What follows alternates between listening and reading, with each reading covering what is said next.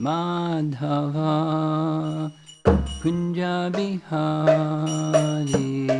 Jai Radha Madhava Kunja Bihari Jaya Radha Madhava Kunja Bihari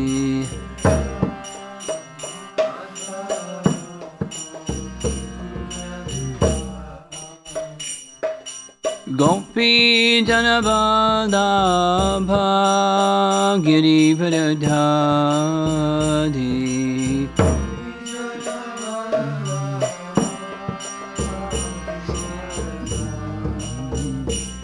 Gopi Janavadabha Girivardhari Gopi Janavadabha Girivardhari Jasodanandana Brajanaranjana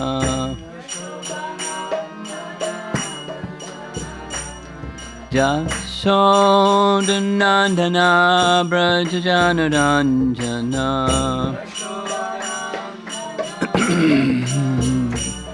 Jamunatiravana Jadi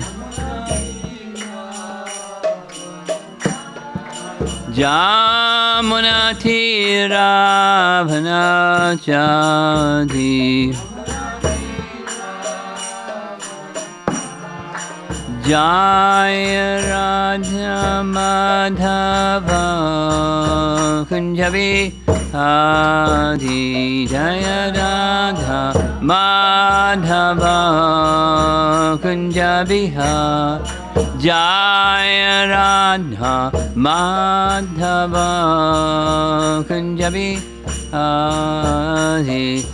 Radha Madhava Kunja Bihari Gopi Janavadabha Girivardhari Gopi Janavadabha Girivardhari Gopi Janavadabha Girivardhari Gopi Janavadabha Girivardhari Jasodanandana Brajanaranjana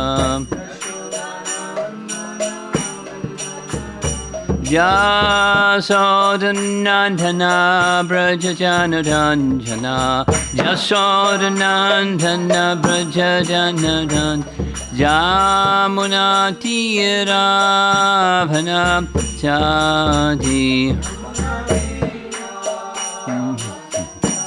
Jamunatiravana Jadi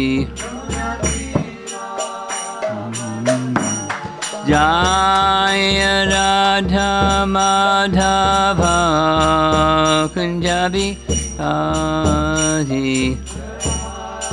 Madhava Kunja Bihari Jaya Radha Madhava Kunja Bihari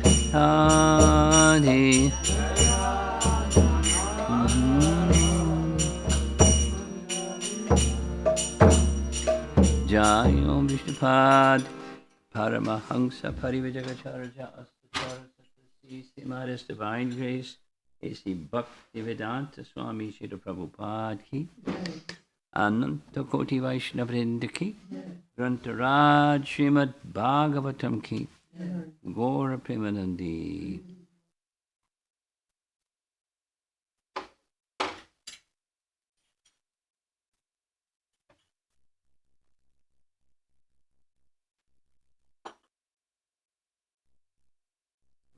Text 13, right? Om Namo Bhagavate Vasudevaya. Om Namo Bhagavate Vasudevaya. Om Namo Bhagavate Vasudevaya. Narayanam namaskritya naram chaiva narotamam devim saraswatim vyasam tato jayamudirayat. Text 13, Canto 1, Chapter 2. Atak pumbir dvija shrestha varnashrama vibhagashaha svanustatasya dharmasya samsiddhir haritoshanam. Atak pumbir dvija shrestha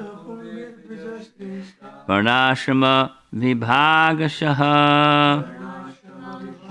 svanushtatasya dharmasya sangsiddhir haritoshanam. O best among the twice born, it is therefore concluded that the highest perfection one can achieve by discharging the duties prescribed for one's own occupation according to caste divisions and orders of life is to please the personality of Godhead. Purport. Human society all over the world is divided into 4 castes and 4 orders of life. The 4 castes are the intelligent class, the martial class, the productive caste, and the laborer caste.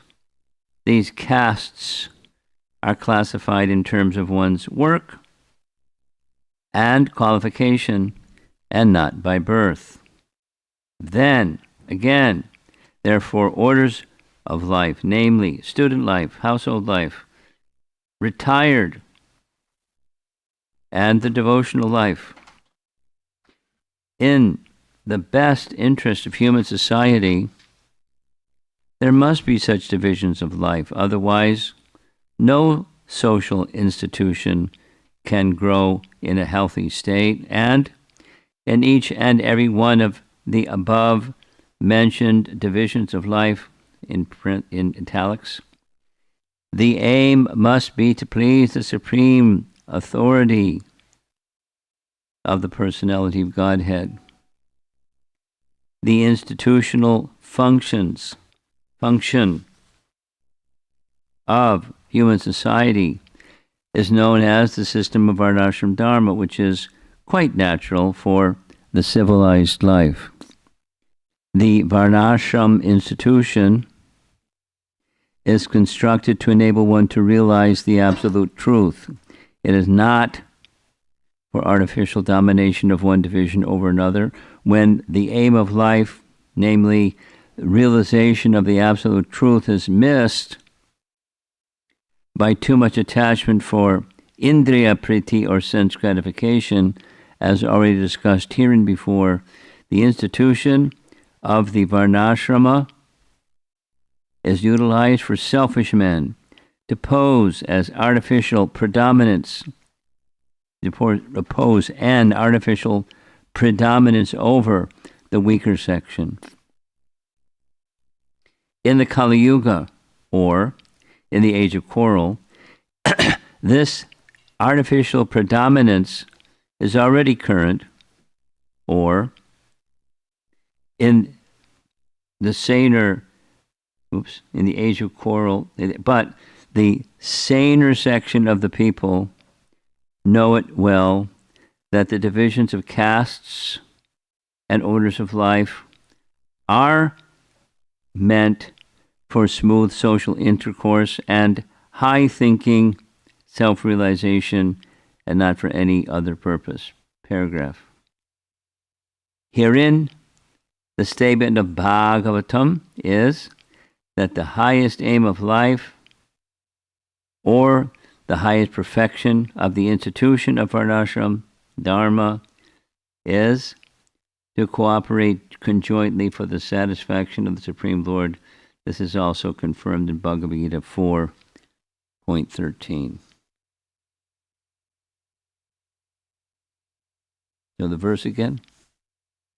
Atak pumbir dvijasreshta varnashrama vibhagasha swanustatasya dharmasya samsidhir haritoshanam.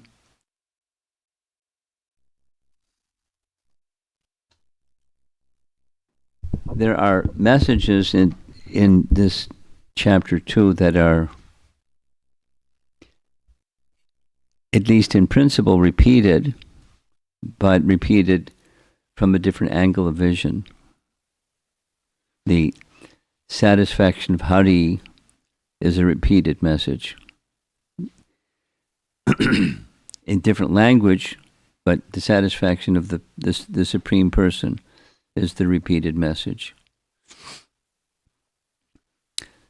Then this verse is taking the social structure, or Prabhupada called it the social order, that's naturally there. His declaration is it is already there, distorted maybe, but it's already there. And there's divisions like head, arms, legs, head, arms, torso, and legs. Bodies have those parts. That's natural. And social structure has those natural functions, and it's true. Not clearly identified, but a function. And then people don't know what their function is, and it gets a little messy. But less messy is where my place in society is clear, and my duty is to live my life accordingly. Just this morning, I was listening to Prabhupada describing sequentially there are more duties for the Brahmana. He gave a list. He didn't identify what those 20, but 20 duties of a Brahmana, and a lesser number for a Kshatriya, 12, lesser number for the Vaishya, 4, and 1 for the Shudra. But duty, and the Shudra duty is to serve the master. Simple. And then duties for each of the other 3. So then subdivisions of those duties and so forth. They're more elaborate description, but the principle is being expressed. 4 and 4. Natural social divisions within society, more carefully defined, very good, and more carefully defined then followed, even better. But the purpose is the Hari should be pleased, the personality of Godhead should be pleased. So the purpose of life is to please Krishna. And that life has these divisions of social and occupational activities or functions. Please the personality of Godhead.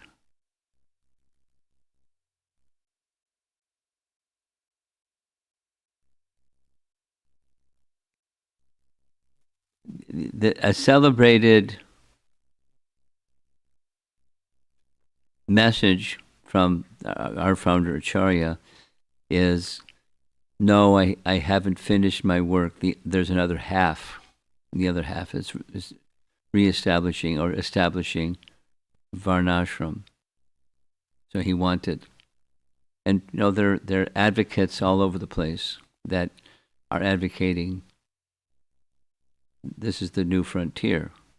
This is what Prabhupada wanted. And this is what it looks like. And, this one says different than that one, says different than the other one. But here, they all agree with the principles that are in the Bhagavatam. And their natural activities for each of the 4 social and occupational divisions. And stages of life, at least for the ashram part, they're standard. The student life, married life, retired from married life, and Prabhupada said then spiritual life. what's the language he uses?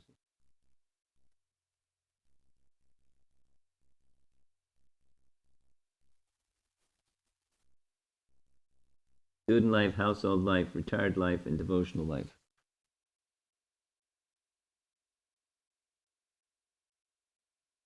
You know, it's relevant to the audience. Certainly, devotional life is in every stage, and corresponding to the state, and there's duties, and so forth. And then the essence is the essence. The essence is the personality of God is to be pleased. That fits or matches completely Rupa Goswami's definition. You all know the definition, is standard definition.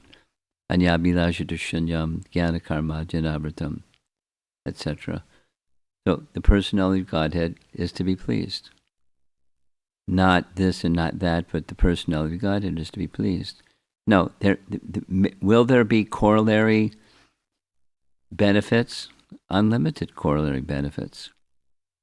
But the corollary benefits will vanish quickly if, in other words, the now you see it, now you don't standard of temporary manifestations is the way of life of other than devotional service. And thus, because they're temporary, waste of time, useless labor, useless and so forth, in the sense that nothing permanent is established. There's the shadow of, a reflection of, the semblance of the real thing, but the real thing is absent, and therefore, strong recommendation, condemning that absence of Krishna Bhakti and extolling the virtue of Krishna Bhakti, because then substance is there. So that's this whole section. The whole section is, as we discussed yesterday, it's the essence of all the Vedas, summarized by Sutta. And he knows it. He knows how to express it. And in sequence, these verses are laying it out.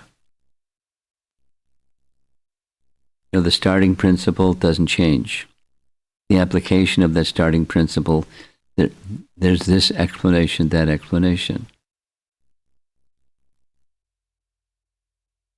So now the occupation of a living entity. We're all going to do something because we're spirit soul. Our souls are active. We're covered in a body, so the body's going to be active. And then in that activity, how is that activity to look like, depending upon one's position or one's natural orientation, disposition. And there's natural, and then there's standards that one is to strive towards and become accomplished in these standards. And the purpose of all of that is that Krishna should be pleased.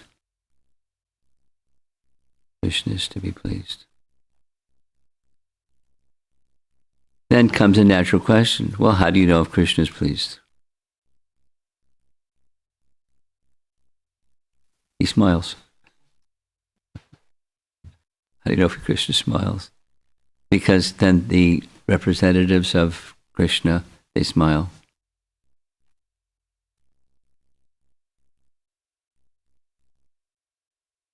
In Prahlad Maharaj's teachings, he expresses this point. There was the discussion amongst his friends, where'd you learn all this stuff? We've never been outside the classroom in our homes.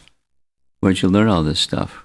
And he tells the story of how he learned from Narada in the previous life, within the womb of his mother before he was born. And all of that description. Then he Prahlad, expresses that hearing from Narada was hearing from the personality of Godhead. So the non-difference between the representative of and and the person who one is representing. There's a difference. One is the person, the other is representative of the person. So there's that distinction. At the same time, Sakshad Hari. Sakshad Hari, not different Hari.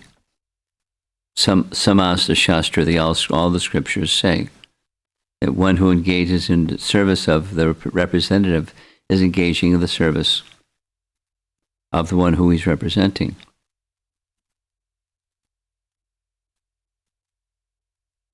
It's quite natural. I mean, even in worldly circumstances, the same principle is acknowledged. What's that principle? The representative signs a contract. The company has to stand behind the contract. The company can't say, that fellow over there, he shouldn't have signed the contract. He's authorized to sign the contract, but it's a contract he shouldn't have signed. But once it's signed, the company is bound. This is Prabhupada's explanation. Or any other thing, a government and the agent of the government. When a judge makes a judgment, the government stands behind it because he's the representative of the government, and so forth. Now, there can be misconduct or someone who's not a proper representative, and that's another problem.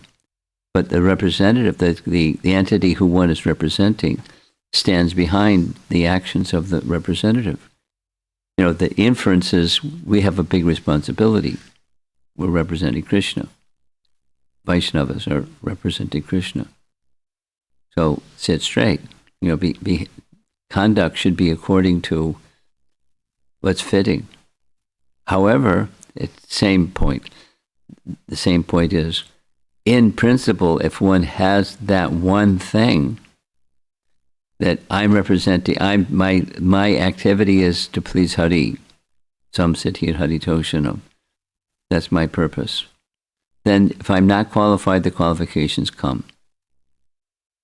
Or qualified, not qualified, qualifications come. And then over time and with a degree of bhakti, dedication to pleasing the Supreme, then one can become more qualified, more qualified, more qualified. Humility is good. Becoming qualified is better than good. And then one should approach the process that makes one better than good with humility. That is calling for the mercy of the one who one is representing. Like this very wonderful description of Srila Prabhupada's feeling himself unqualified and all of those things. In his dialogue, in his prayers, written and otherwise, just, how he lived his life, depending fully, feeling not qualified. At the same time, how bold he was. But without humility, it just make a mess. A bold mess. But with humility, and that entitles one to have the decoration of what's needed. And then one understands it's not me, it's the decorator that brings the quality, the capability. Now, material consciousness, one may be decorated with this, that, or the other ability. I mean, where does ability come from? In the material society and in the spiritual society. Everything, the source is the same. But one who has some quality or qualification or capacity or something, and they're just in the competitive world competing against others that have similar interests, the one becomes successful or superlatively successful or something.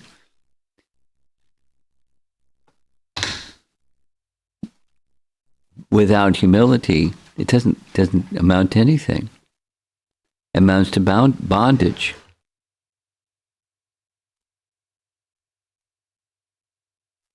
So it's not, the answer isn't better to not have qualification. That's not the answer. The answer is better or best dedication to Hari.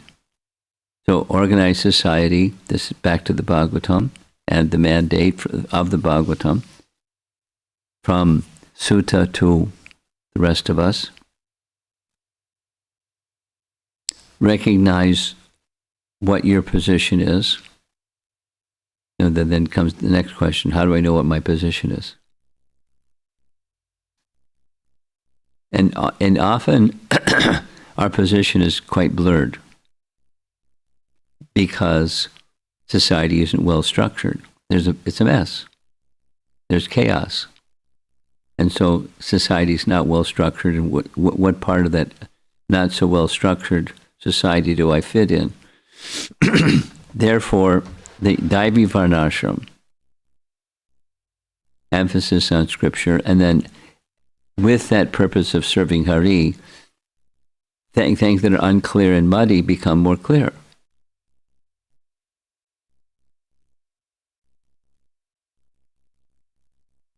I'm going to end with this. On Sunday, I had prior to Sunday, sitting on the boat, I had very, very little association with our MC, Shrutakirti. And somehow, because we got there a little early, for a good reason, Krishna's reason, I guess, he was there, so we sat together. Devaki Nandan and he were together. Devaki Nandan, this is just anecdotal, Devaki Nandan had contacted me because he's in America, asking, are you going, and we'll see you there. And so it was like, anticipating seeing, there he was. So I went and said Haribol to Devaki, and there's Shrutakirti. We had very little association. But instantly it was like we were long-standing buddies. We just conversation. It was all quite natural.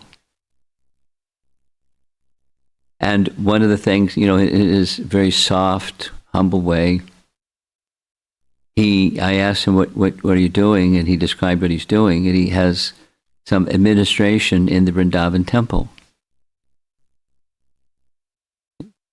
You're an administrator? He chuckled and said, I avoided it for 40 years. But now I'm in some administrative position. Because Panchagoda engaged him. He's a Brahmana, so by his nature, so he's now a Brahmana with some administrative capacity, at least title, and is overseeing the deity worship. He's not like a pujari. He's not like been around doing umpteen things for so many years as a pujari, and he's just a Brahmana by disposition.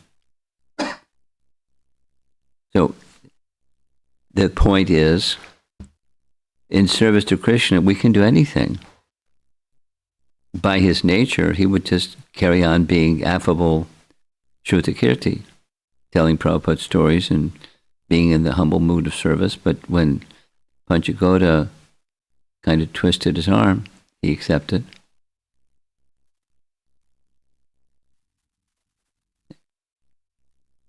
And and being an MC, he's not like a social guy. He's a very quiet man by disposition. But look what he's doing, in so forth and so on. So our little bit like one of the questions last night is there predisposition or is there free will? It's not like it's in the stars for Shrutakirti that he's supposed to, after 40 years of devotional service, he's supposed to become administrator. Rather by association with another Vaishnava, Panchagoda, he took on that service. And he loves being in Vrindavan. And others, without listing, for example, our situation is not so rigid or clear-cut. The Varnashram, this is my understanding. It's not, you're either this or that or the other, and that's it. You just have to like spin the dial and find out which one you are. But by nature and by regard for serving, for pleasing Krishna, that one can be engaged in so many different ways. But when I'm engaged in this way, my character should match this way. That, like the 20 features or duties of a brahmana. If you're going to do Brahminical service, find out what those qualities are and learned and this and that and the other and the other and the other and gentle and so many characteristics and duties, and act accordingly. And if you're a Kshatriya, then you have to be valorous, ready for protecting, in a way that's appropriate for the circumstance. So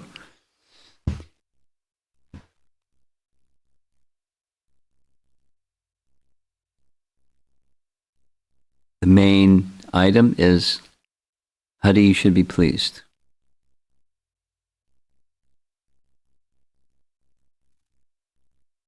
Here's something that came up yesterday. For example,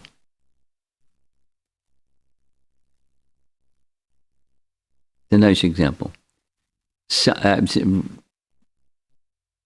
riding in the car on the way to the Northeastern program, and a mail comes from a devotee whose father died in India during the day, and now it's over here. It's evening. So he just within some 12 hours or 24 hours, their father died.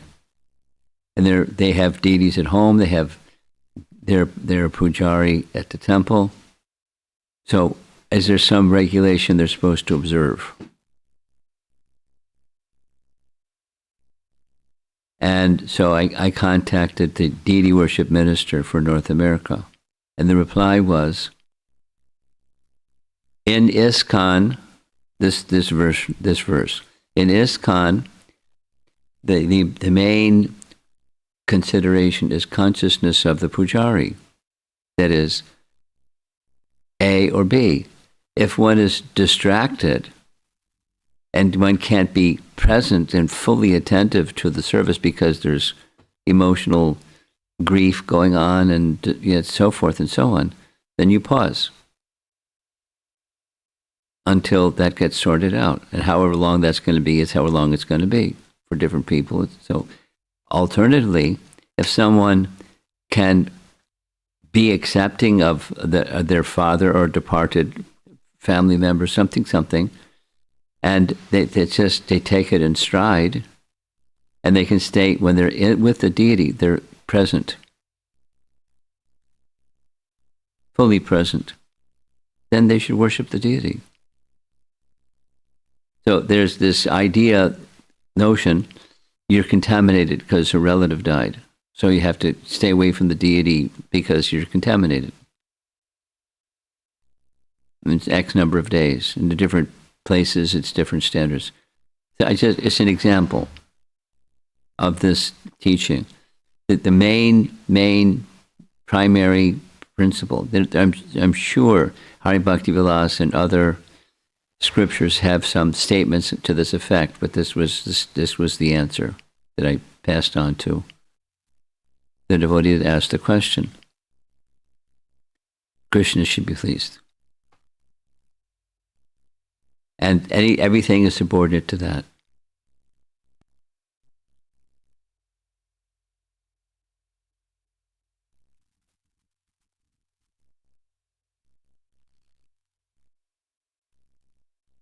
And then, how do you know that Krishna is pleased? So if Prabhupada is present, you ask Prabhupada or his followers. In this case, these are the persons authorized to The deity worship ministry is authorized to research and evaluate and conclude. So this is from the deity worship ministry. And one may want to ask the deity worship ministry, can you give some scriptural reference for this, please? But I'm sure that there's some scriptural reference. Otherwise, they wouldn't come up with a policy. What's the policy? Krishna should be pleased. And that's the main consideration.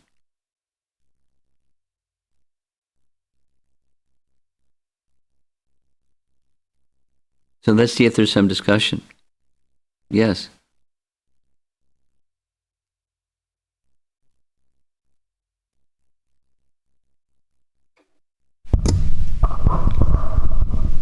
Actually, as I was hearing you, I was formulating question and I was seeing that, okay, as I was formulating, you were answering my question in the course of this whole lecture. And so it has become more like a clarifying question. So I have seen that when the devotees talk about varnashrama, they tend to go into thinking about farm communities, Yes. and that's the version that comes out oftentimes. Yes, it's a one-to-one correlation. But then the message that is coming out here is that we all are situated in quite a non-ideal circumstances, but what matters the most is twofold, as you pointed out. One is that Krishna should be pleased, and secondly the character, and that is essentially captured by humility that need to come through. As Srila Prabhupada oftentimes says, one should be a perfect gentleman, and that should be the inner sort of consciousness of a practitioner. Did I capture the point? There's one other, Okay. I didn't mention it, but a refrain, simple living, high thinking. So supposing one doesn't live on a farm or a rural situation, can one live simply, simple living, high thinking? Certainly. Can one living on a farm be extravagant? Certainly.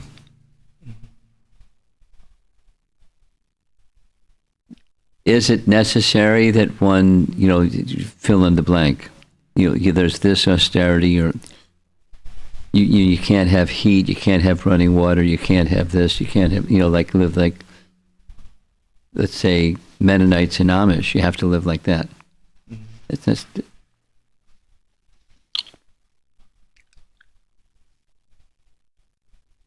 okay. Simple living, high thinking is the additional factor. And how that looks depends on, time, place, circumstance. And another thought that was coming to my mind is that around Krishna should be pleased point is essentially make our life guided, and we should kind of always seek consultation before we embark on. Well, that's varnashram. And that's the probably the aspect of the Brahmana Krishna should be in the pleased. society. The head is consulted. Okay, just wanted to. Thank you.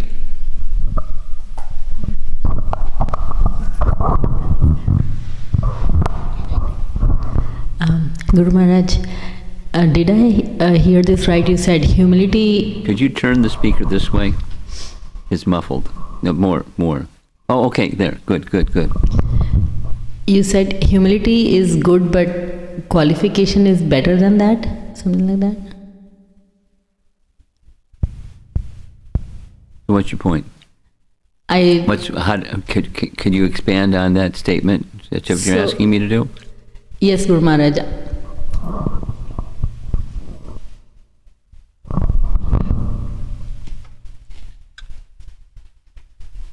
Transcendence is better than goodness.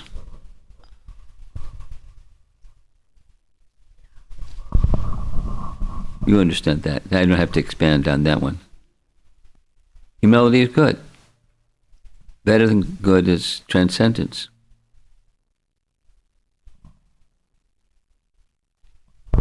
So basically, humility in a worldly sense is good. Something, yes. But transcendental Yeah, qualification. in a worldly sense, but that's even in a mode of goodness sense. A Brahmana without Vaishnava character is good. A Brahmana that's proud is not a Brahmana. A Brahmana that's humble is a Brahmana. And then there's a Vaishnava Brahmana, who's a qualified Vaishnava Brahmana. Yes, Maharaj, we use this very casually that that person was down to earth, and then, but it's the devotion to the Lord that's to be. Yes, glorified. that's exactly the point for the verse. Yes. I have two questions, Maharaj. Is it okay? I hope it's okay. One from yesterday, actually. I'll start with that. So yesterday we heard about Ambarish Maharaj and Durvasa Muni's pastime. In that pastime, one question was, bothering me, like Durvasa Muni being more like an impersonalist. He was able to approach Lord Narayan. That's where I was like, how Why are not? impersonalists able to approach Lord Narayan? By permission. Without blessings, it can't. So blessings were granted. And he could say yes or say no. Jai and Vijay could have said, sorry, Charlie.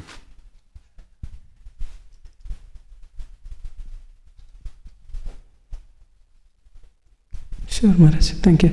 And the second question is, I've been pondering lately, like, what is that is stopping me? What is that, hindering my sadhana? When I contemplate, what I understood is the false ego is predominant. And I just wanted to kind of see how, I know it's a how question, but it's like, for me personally, what is that I should be doing to subside that false ego in a way that I can progress further?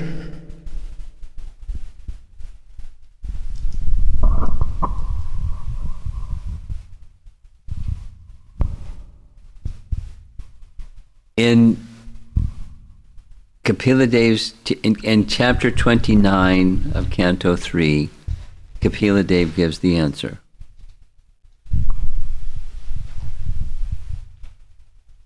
You gonna look it up? No, you don't. Just pay attention. Just leave your phone. Pay attention.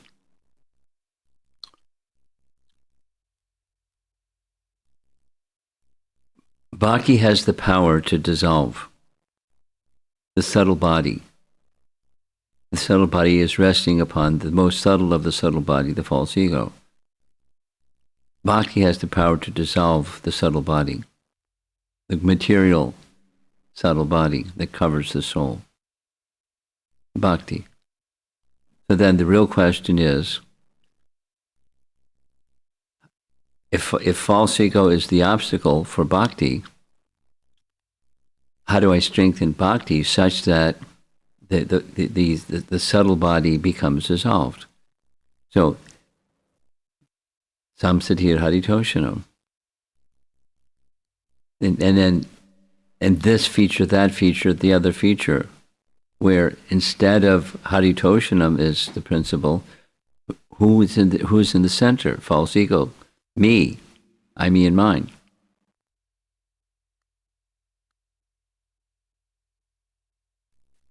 That's the obstacle. That's the block. That blocks bhakti. Now, then there's subdivisions and subdivisions, and the whole thing is a big mess. But that's at the root. It's the first covering potency. It's the first one to come, it's the last one to go. So the substitute is servant. Like Ambarish. We discussed this in the car on the way back. For me, one of the outstanding features of that whole pastime is when the fiery demon was sent by Durvasa Muni, his body didn't move and his mind didn't move. That's not human. Here comes something flying at you. Your arms go. You don't have to think about it. It's reflex. And even his mind didn't move. His mind didn't move. There's a fiery demon coming, charging at him. His mind didn't move. What's that? Bhakti, pure Shuddha Bhakti. And Sudarshan Chakra protected him. There's a history of how Sudarshan Chakra became by his side. Lord Vishnu put him, instructed Sudarshan, you stay here and protect him. So he was protected. So what's our shelter? And if we have false ego as our shelter, we're going to figure out a way to protect ourselves.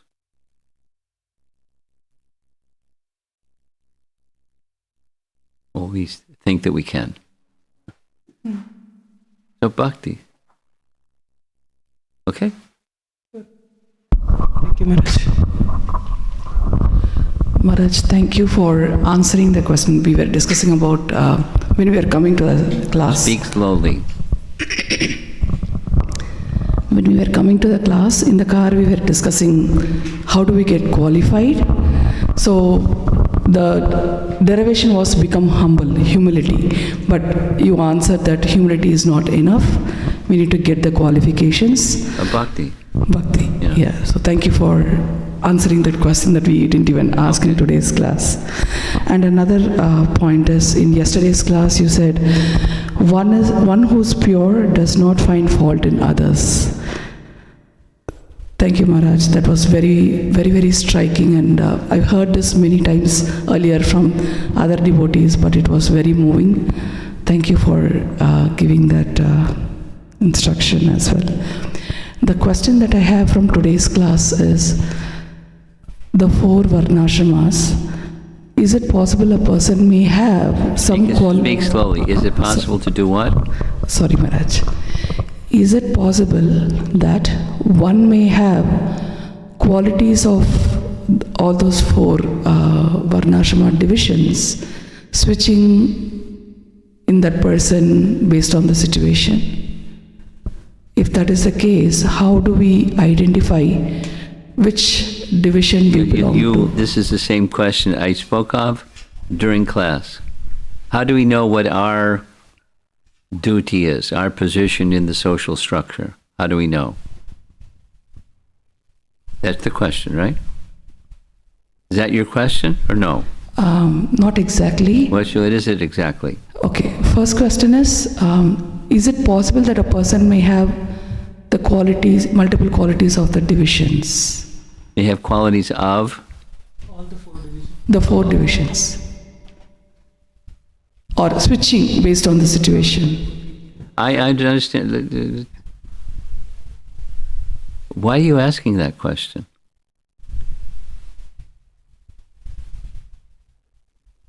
Because that is confusing to understand what we are. So I was trying to figure out.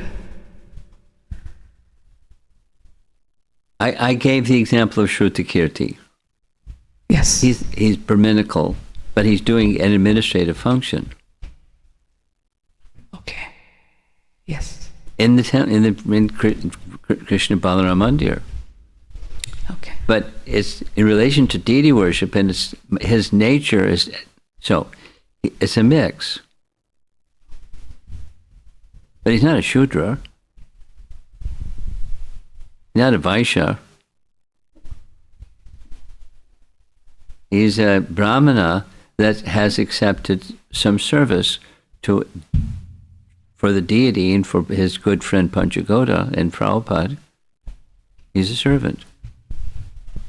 So some service where he doesn't have to be like, a macho, a powerful guy that tells people and stuff. He's still Brahminical by his nature, but there's discrepancy. He mentioned some of the discrepancies. I don't need to go into it, and he's dealing with it. It was it was somewhat neglected and messy. And some of it is irreparable without the detail.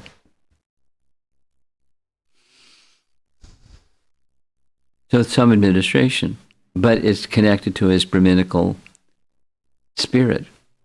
Because it's in his case, the place is, you're focusing on him, but the broad answer is there can be a mix, but not all four.